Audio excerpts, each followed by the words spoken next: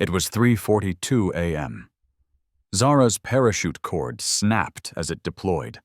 Her reserve chute only half opened, and she was spinning down from 4,000 feet into the darkness below. She couldn't see what lay beneath her in the black night. When she hit the ground hard, her left leg snapped, ribs cracked. But the worst part was this. When she checked her GPS, the coordinates were wrong. She was 15 kilometers off target, right in the heart of enemy-controlled territory. Her radio wasn't working. Her map was water-damaged, unreadable, and she could hear armed patrol voices just 200 meters away.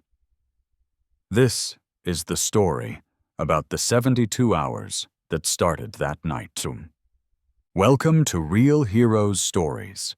Before we begin this tale of survival, secrets, and sacrifice, don't forget to subscribe and tell us in the comments which country and city you're watching from today. Captain Zara Blackstone had completed 17 successful halo jumps in her 8-year military career. She was a communications specialist with the 75th Ranger Regiment, trained for high-altitude insertions and deep reconnaissance missions. This 18th jump was supposed to be routine, a training exercise in Allied territory, landing coordinates verified 3 times before deployment. But military plans, no matter how precise, sometimes collide with Murphy's Law in devastating ways. The bomb crater where she landed was approximately 4 meters wide and 2 meters deep, carved into the Rocky Mountain soil by some long-forgotten artillery strike. Scattered around the crater's edges were fragments of corroded metal, pieces that caught what little starlight filtered through the cloud cover.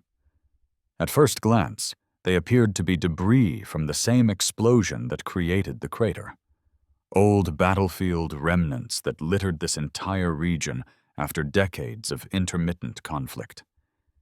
But as Zara pulled herself upright, fighting through waves of pain that shot up her left side, one particular fragment caught her attention. It was larger than the others, roughly triangular in shape, with markings that were far too precise to be accidental damage. Even in the dim light, she could make out numbers and letters etched into the metal's surface. SF-7741 Delta. The designation hit her like a physical blow. She had seen those exact characters before, burned into her memory during the worst day of her childhood. 25 years ago, when she was 7 years old. A man in dress uniform had handed her mother a folded flag and a manila folder containing her father's final mission reports. The folder she had discovered in her mother's belongings 15 years later, after cancer had claimed the only parent she had left. The folder that contained classified documents she probably shouldn't have read, but couldn't resist when faced with the chance to understand how Marcus Blackstone had died. Operation Silver Falcon. Delta Force. Serial numbers beginning with SF-7741. Her father's last mission, from which no one had returned. But if this fragment was authentic, and the precise military coding suggested it was, then at least part of that mission had reached this remote location in the Balkan Mountains, which meant the official story about Marcus and his team being killed in an ambush 60 kilometers south of here was either incomplete or deliberately false. The sound of approaching voices forced her to push aside these revelations and focus on immediate survival. The patrol was closer now, their conversation carrying clearly through the thin mountain air. She could distinguish at least 4 different speakers, their discipline and coordination suggesting professional military training rather than local militia. They were conducting a systematic grid search, and their search pattern would bring them to her crater within minutes. Zara assessed her physical condition with the clinical detachment her medical training had taught her. The left leg was definitely fractured, but not a compound break. Painful and limiting, but manageable with proper splinting. Her ribs were bruised severely, making deep breathing difficult. But she didn't think any were completely broken. Various cuts and abrasions from the impact, but nothing that would cause significant blood loss. She was hurt, but she was functional. More importantly, she retained most of her equipment. Her primary radio had been destroyed in the landing, but her backup GPS unit was still operational. Her combat knife was secure in its sheath, along with a full first aid kit and 2 days' worth of emergency rations. Her sidearm, a Sig Sauer P320, remained holstered and undamaged. She had enough gear to survive if she could evade capture long enough to reach friendly forces. The voices were now close enough to make out individual words. They were speaking Serbian, discussing search sectors and rally points, professional terminology, military abbreviations, coordinate references. These weren't opportunistic rebels or territorial militia. They were regular army soldiers, probably part of a larger security operation, which meant they would be thorough, persistent, and well-equipped. Zara secured the metal fragment in her tactical vest and began moving toward the crater's northern rim, where the shadows were deepest and the brush coverage most dense. Every movement sent lightning bolts of agony up her injured leg, but she forced herself to maintain noise discipline. Her father had taught her basic fieldcraft during childhood camping trips, lessons that had seemed like games at the time, but now revealed their deadly serious purpose. Move slowly, test each foothold, control your breathing, become invisible. She reached the crater's edge just as the first flashlight beam swept across the area she had vacated moments before. The patrol was methodical, checking every shadow and depression, but they were also moving at a pace that suggested time pressure. They couldn't afford to spend all night searching a single crater, which gave her a narrow window to escape their immediate area. The terrain beyond the crater was typical mountain wilderness. Rocky outcroppings interspersed with patches of scrub vegetation, cut by occasional gullies and dry stream beds. Normally challenging, but manageable for someone with her training. With a fractured leg, it became a nightmare of careful foot placement and constant pain management. But it also offered numerous places to hide if she could put sufficient distance between herself and the search teams. She followed a dry creek bed northward for approximately 1 kilometer, using the natural depression to mask her movement and muffle any sounds she might make. The stream bed eventually curved west, away from her intended direction of travel, forcing her to climb back to ground level and seek alternative routes. By the time she found suitable shelter, a cluster of large boulders that provided concealment on 3 sides, dawn was beginning to lighten the eastern horizon. Hidden among the rocks, she finally allowed herself to examine the metal fragment more closely. In daylight, additional details became visible that she had missed during the night. Beneath the primary serial number was a secondary marking. Project Lazarus, authentication code 7799. Below that, in smaller text, were map coordinates 42 du 15 12, N 19 D 45, 33E. The coordinates meant nothing to her initially, but the project designation triggered memories from her intelligence training. Military projects with mythological code names typically indicated research and development programs with the highest security classifications. She had never encountered Project Lazarus specifically, but the naming convention was familiar from other classified operations she had briefed during her career. More disturbing was the authentication code. Military equipment rarely carried such designations, unless it was part of something requiring strict chain of custody procedures. Weapons components, surveillance devices, experimental technology, items that needed to be tracked and accounted for with absolute precision. The fact that this fragment carried such marking suggested it wasn't just battlefield debris, but a piece of something much more significant. She calculated the bearing to the coordinates on the fragment. They were approximately 3 kilometers northeast of her current position, up into higher mountain terrain that would be even more challenging to traverse with her injuries. But they might represent her only chance to understand what had really happened to her father's team, and why their deaths had been covered up by false reports and classified files. The smart tactical decision was obvious. Head south toward the extraction point she had memorized before the mission. Establish communications with friendly forces, request immediate medical evacuation. Clean, simple, by the book. She would be back at base within 12 hours, receiving proper medical treatment and debriefing about her parachute malfunction. But the fragment in her hands represented something else entirely. It was evidence that Operation Silver Falcon had not ended the way official records claimed. Her father and his team had reached this area, had been involved in something significant enough to require authentication codes and project designations. Something that had been deliberately obscured by false reports and misdirection. After 25 years of wondering, she finally had a lead to the truth. She wasn't going to abandon it for the sake of following standard procedures. The climb to the coordinates took her 4 hours. The terrain was treacherous even for someone in perfect health. Loose scree, steep grades, and minimal vegetation to provide handholds.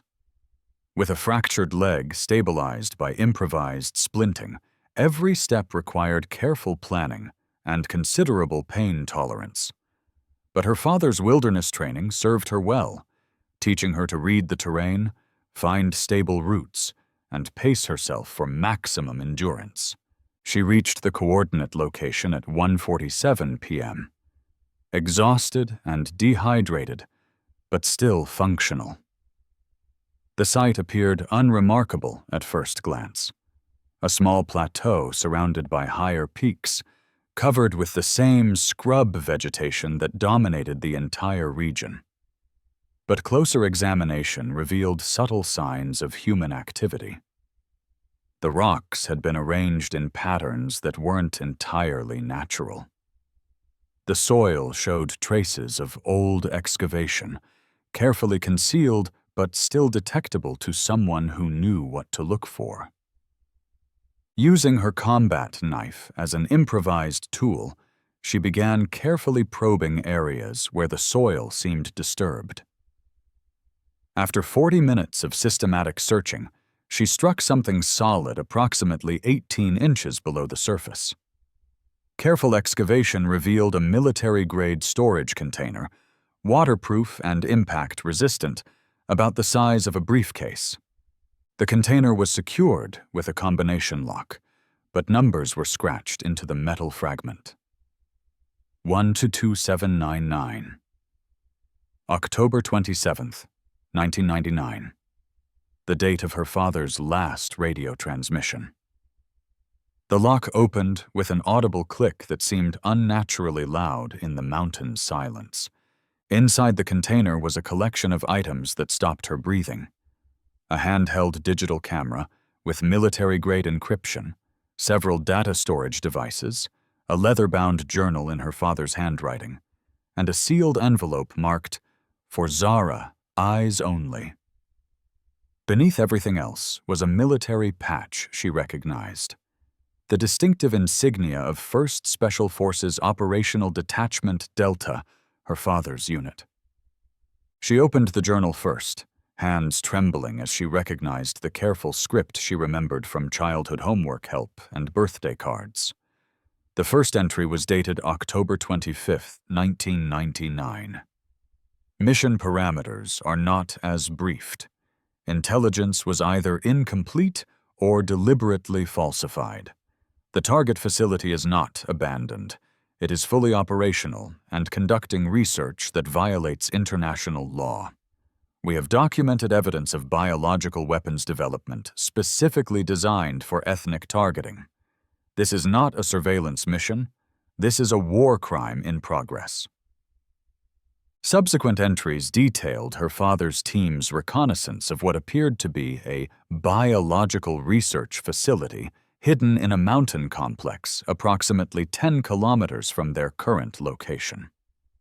The facility was conducting weapons research that made conventional chemical weapons look primitive by comparison. Genetic targeting, ethnic-specific pathogen development, delivery systems designed to appear like natural disease outbreaks. But the most damning revelation came in the journal's later entries. The facility wasn't being run by enemy forces. It was a joint operation involving allied intelligence agencies, ostensibly researching defensive measures against biological weapons, but actually developing offensive capabilities for potential use in population management scenarios. Her father's team had stumbled onto a black project that involved their own government. The final journal entry was dated October 27th. We have enough evidence to expose the entire operation, but doing so will implicate Allied command structure in war crimes. Team consensus is to destroy the facility and secure all research materials for later revelation when political climate permits disclosure. If this mission costs our lives, the evidence here will allow future investigators to understand what we found and why we acted. Tell Zara her old man tried to do the right thing, even when the right thing was impossible. The envelope marked with her name contained a letter in her father's handwriting. If you are reading this, then my contingency plan worked, and you followed the trail I hoped would lead you here. What we discovered in these mountains was too dangerous to report through normal channels, and too important to let disappear. The people responsible for this research are still in positions of power, still capable of causing immense harm if confronted directly. But someday, when the political situation is different, this evidence may help prevent something terrible from happening again. I'm proud of the woman you've become, and I trust you to decide when and how this information should be used. Some secrets are worth dying for, and some truths are worth living for. Choose wisely. She was crying now, tears of grief and pride and overwhelming love for a father who had faced an impossible choice and made the heroic decision.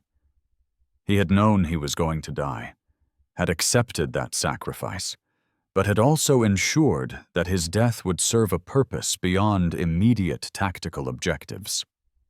The sound of helicopter rotors interrupted her emotional processing.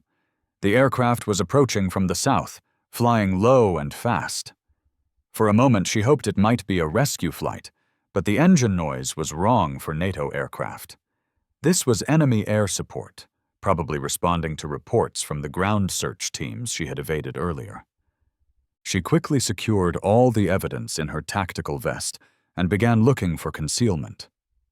The plateau offered limited hiding places, but a cluster of boulders near the northern edge provided some shelter from aerial observation. She reached the rocks just as the helicopter crested the ridge, its rotor wash whipping dust and debris across the entire area. The aircraft circled twice, then settled into a landing pattern on the plateau's southern end.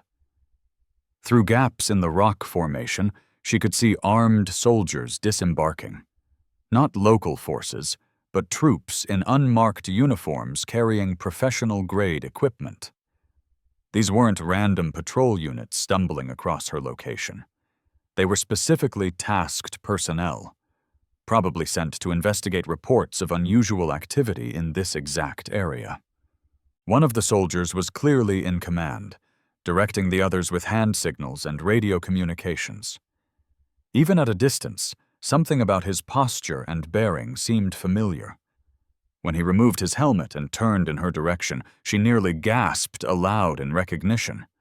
Colonel James Hayes. The same man who had debriefed her after her father's disappearance 25 years ago. The same man who had assured a grieving daughter that every possible effort was being made to recover her father's remains. The same man who had looked her in the eye and sworn that Marcus Blackstone had died honorably in service to his country. Hayes was older now, his hair completely gray and his face lined with age, but his cold blue eyes were exactly as she remembered them. He moved with the same predatory confidence that had intimidated her as a child, and his presence here was no coincidence. He knew about her father's cache, had probably known about it for 25 years, and was now moving to prevent its contents from being revealed. "I know you're here, Captain Blackstone," Hayes called out, his voice carrying easily across the plateau. "We have thermal imaging confirming your position, and there's nowhere to run from here. I'm offering you the same choice I offered your father. Walk away from this, and you can return to your career with no consequences. Continue pursuing this matter, and you'll share his fate." She remained motionless among the rocks, calculating options. Hayes had brought at least 6 soldiers, all armed with automatic weapons. Even if she had been in perfect health, armed confrontation would have been suicide. With her injuries and limited ammunition, it was utterly hopeless. But Hayes had made one critical mistake. He had revealed that he knew exactly who she was and why she was here, which meant he had been monitoring her activities, probably since her parachute malfunction. The accident that had brought her to these mountains might not have been accidental at all. "Your father was a good soldier," Hayes continued, moving closer to her position. "But he let moral conviction override operational security. He found something he wasn't supposed to find, and he chose conscience over duty. That choice cost 4 lives, including his own. I won't let it cost more." "What was Project Lazarus?" she called out, abandoning concealment since Hayes obviously knew her exact location. Hayes smiled, the expression as cold as winter wind. "Insurance policy, contingency planning, the kind of preparation that prevents larger conflicts by ensuring we have options when conventional diplomacy fails. Your father couldn't see the bigger picture. Biological weapons targeting specific ethnic groups, genocide delivered by laboratory-designed pathogens. That was your bigger picture?" "That was one research avenue among many. The facility also developed vaccines, medical countermeasures, defensive technologies. Your father focused on the weapons applications and ignored the life-saving research." She emerged from the rocks, hands visible but not surrendering her weapons. "He destroyed it because it was evil, because you were planning to commit war crimes." "I was planning to prevent war crimes. Sometimes the threat of overwhelming retaliation is the only language aggressors understand. Your father destroyed tools that could have saved thousands of lives. By killing thousands of other lives. By making killing unnecessary. Fear is more effective than violence, Captain. But fear only works if the threat is real." She stared at him for a long moment, processing the casual rationalization of genocide as diplomatic strategy. This man had sent her father to die, then spent 25 years building a career on the foundation of that murder. Had probably been responsible for dozens of other deaths, all justified by the same twisted logic. "The evidence goes public," she said finally. "All of it. Every document, every photograph, every name. The world deserves to know what you did." Hayes signaled to his soldiers, who raised their weapons to ready positions. "I'm afraid that's not possible. National security requires that this information remain classified. Permanently." "So you're going to murder me too?" "I'm going to prevent a security breach that could compromise ongoing operations and endanger American lives. Your father forced me to make the same decision 25 years ago. I regret the necessity, but I won't hesitate to repeat it." The wind picked up across the plateau, carrying the scent of snow from higher elevations and the sound of rotors from Hayes's helicopter. 6 soldiers with automatic weapons against 1 injured woman with a sidearm. Under normal circumstances, the outcome would be predetermined. But circumstances weren't normal. She had her father's tactical training, enhanced by 8 years of professional military experience. She had intimate knowledge of this terrain from her approach route, and she had something Hayes didn't expect. The same moral conviction that had driven Marcus Blackstone to sacrifice his life for principle. "You know what the difference is between you and my father?" she asked, taking a step backward toward the plateau's northern edge. Hayes kept his weapon trained on her center mass. "Your father was an idealist who let emotion override good judgment. I'm a pragmatist who understands that difficult decisions sometimes require personal sacrifice. My father was willing to die for what he believed in. You've spent 25 years killing other people for what you believe in. That's the difference." Before Hayes could respond, she threw herself backward off the plateau's edge. The drop was terrifying. Nearly 4 meters of empty air over a rock-strewn slope that disappeared into mountain wilderness. But she had studied the terrain during her approach, identifying potential escape routes in case her position was compromised. She hit the slope hard, rolling with the impact to distribute the force across her body rather than absorbing it in her already injured leg. The improvised splint held, though the pain was excruciating. More importantly, the steep angle and loose scree of the slope carried her rapidly away from Hayes's position, making accurate fire from above nearly impossible. Above her, she could hear Hayes shouting orders. His soldiers would be organizing a pursuit, but reaching her position would require either rappelling equipment they probably hadn't brought, or circling around to approach the slope from below. Either option would give her precious minutes to disappear into the mountain wilderness. She slid and tumbled down the slope for approximately 50 meters before managing to control her descent and find stable footing. Every impact jarred her injuries, but she remained conscious and mobile. The slope continued downward into a narrow valley filled with dense vegetation. Perfect concealment for someone who knew how to use natural camouflage effectively.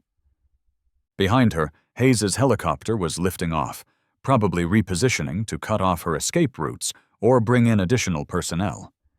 But she had advantages they couldn't easily counter. Detailed knowledge of the terrain from her earlier reconnaissance, survival training that emphasized evasion and concealment, and the desperate motivation of someone fighting for truth against overwhelming opposition. The valley floor was crossed by a network of animal trails and seasonal watercourses that provided natural navigation routes while offering concealment from aerial observation. She followed a deer path eastward for 2 kilometers, moving as rapidly as her injuries allowed while maintaining noise discipline and visual camouflage.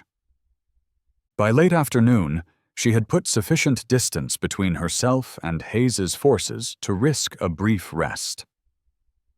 Hidden in a grove of mountain pine, she allowed herself to process what she had learned and plan her next moves.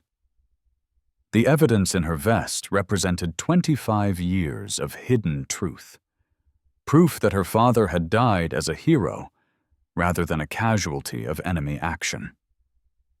But it also implicated active personnel in war crimes, information that could destroy careers and topple governments if revealed publicly.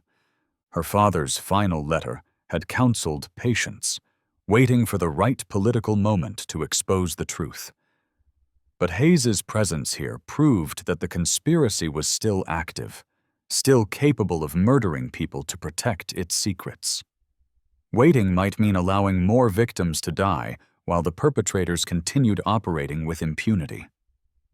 She needed to reach friendly forces, but not through normal military channels. Hayes's influence and connections made it dangerous to trust anyone in the official chain of command. she would need to find alternative routes to get this information to people who could act on it without being compromised by the existing conspiracy. The extraction point from her original mission was now compromised. Hayes would certainly have personnel monitoring that location. But she remembered reading about a small NATO communications facility approximately 15 kilometers southeast of her current position. If she could reach that installation without being detected, she might be able to contact people outside Hayes's sphere of influence. The journey took her 3 days of careful movement through mountain terrain that challenged every aspect of her survival training.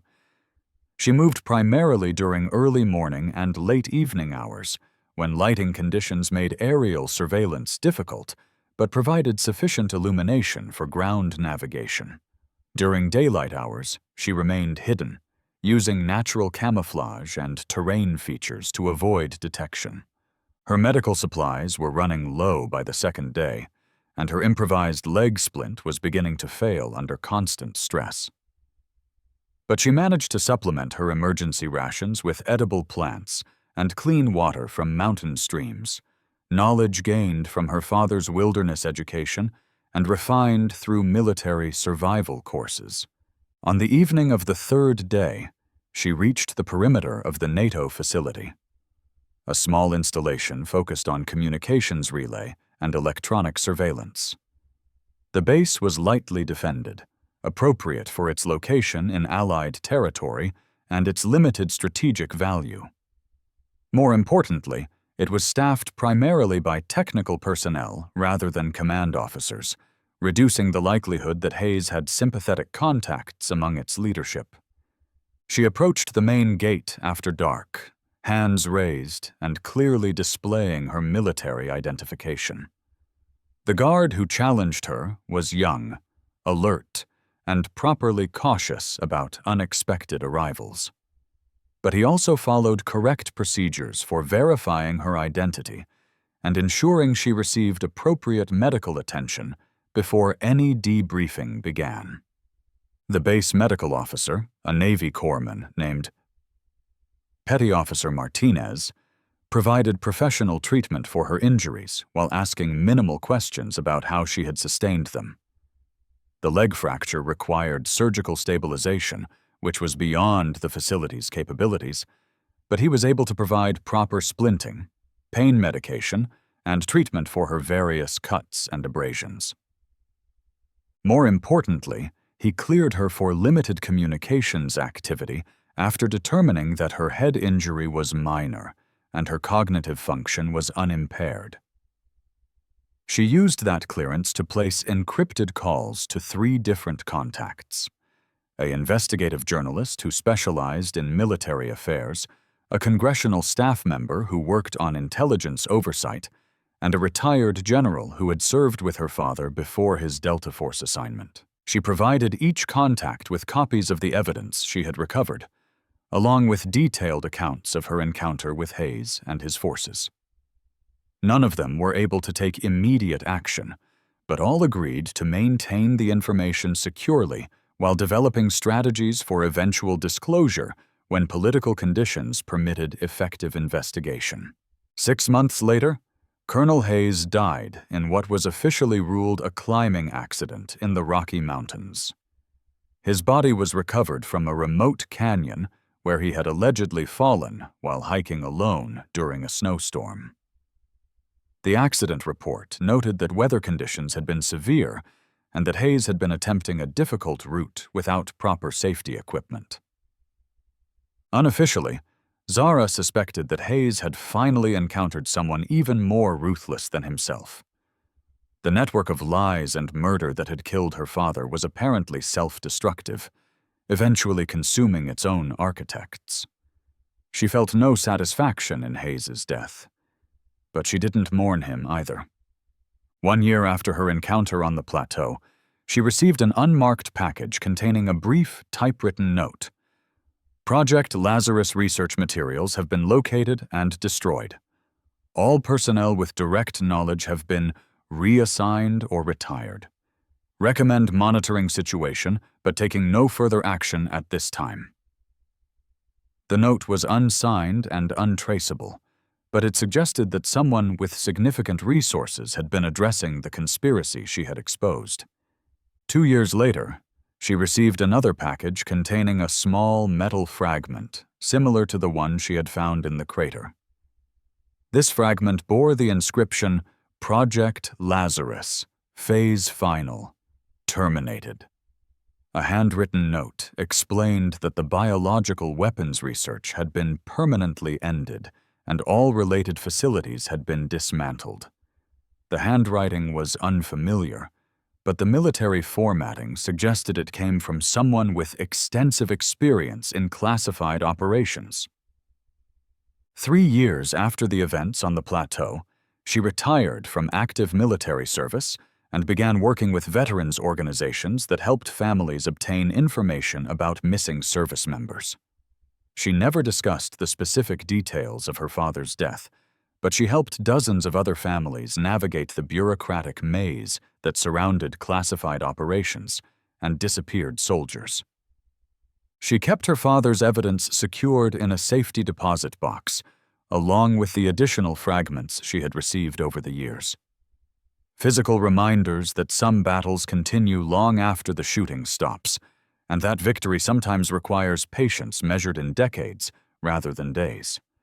Some secrets were indeed too dangerous to reveal immediately, but that didn't mean they had to remain buried forever.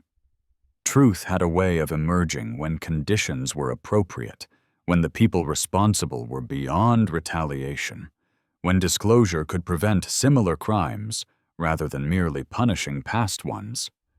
Her father had understood that principle. He had planted seeds of truth in places where they could grow when the political climate became favorable, trusting future generations to tend those seeds and know when to let them flourish. His sacrifice had not been meaningless. It had been an investment in eventual justice, requiring only patience and wisdom to mature properly. On the 5th anniversary of her mission to those mountains, she visited Arlington National Cemetery for the first time since her father's funeral. His headstone still bore the official inscription, Marcus Edward Blackstone, Master Sergeant, U.S. Army Special Forces, lost in service to his country. The words were true, even if they didn't tell the complete story. She placed a small American flag next to the headstone, along with a challenge coin from her own military service. Standing there among thousands of other markers representing similar sacrifices, she finally understood what her father had meant when he called her his little warrior. It wasn't about physical combat or tactical operations. It was about fighting for truth and justice, even when that fight required decades of patient work, even when victory looked exactly like defeat. Her father's story would never appear in official history books. His name would never be associated with the classified operations that had defined his final years. But his daughter would remember, and through her work with other military families, his legacy would continue. Not as a celebrated war hero, but as a quiet professional who had done what was necessary when nobody else could or would. That, she realized, was the most appropriate memorial possible for Marcus Blackstone and the millions of other service members whose greatest victories remained forever classified. Not monuments or medals, but continued commitment to the values that had motivated their sacrifice: truth, justice, and protection of innocent people from those who wielded power without conscience. The metal fragments eventually found their way to the Smithsonian Institution's Military History Collection, donated anonymously with documentation that identified them as representative artifacts from classified Balkans operations, 1999 to 2000. Museum visitors saw them as curiosities from a distant conflict, unaware that they represented evidence of one of the most important missions never officially recorded. But for those few people who knew how to read between the lines, The fragments served as a quiet memorial to soldiers who had died protecting secrets too dangerous for public consumption, and a reminder that heroism sometimes meant accepting anonymity, and that the most important victories were often the ones that looked like defeats. The truth about Operation Silver Falcon and Project Lazarus remained classified, but its essence lived on in the continued work of people who understood that some battles transcend individual lifetimes, and that the most important victories are won not by soldiers, but by the principles for which soldiers are willing to die. That's Zara's story, 72 hours that revealed a 25-year-old truth and changed her understanding of heroism, sacrifice, and the price of justice. What did this story make you think about? Do you have family mysteries that you wonder about? Share your thoughts in the comments, and if you want to hear more real hero stories like this one, don't forget to subscribe.